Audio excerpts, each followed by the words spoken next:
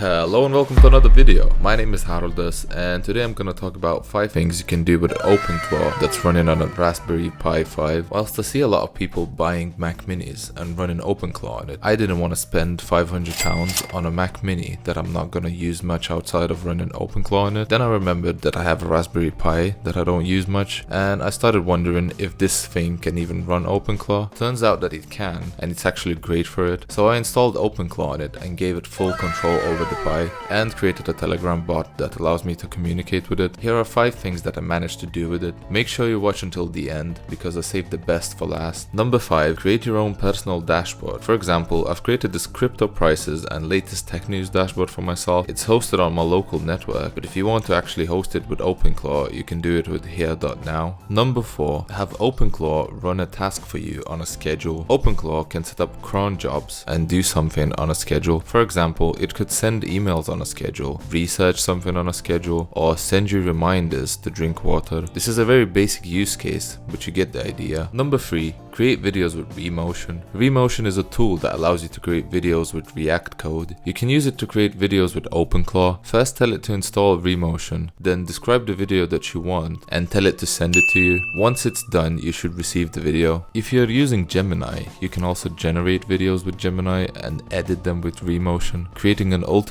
brain rot pipeline.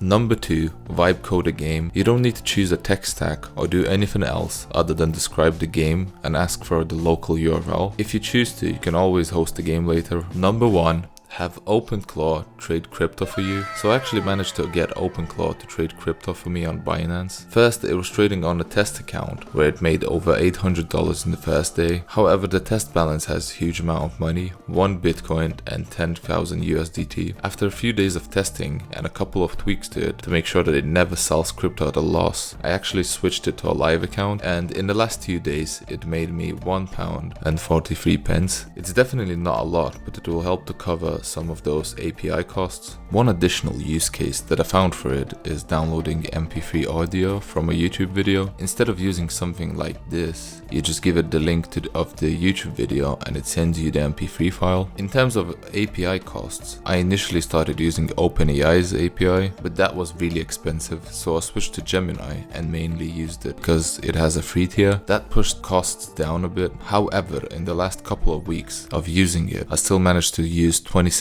worth of API credits, so it's still very expensive to run. Like and subscribe if you liked the video. Thanks for watching and see you again in the next one.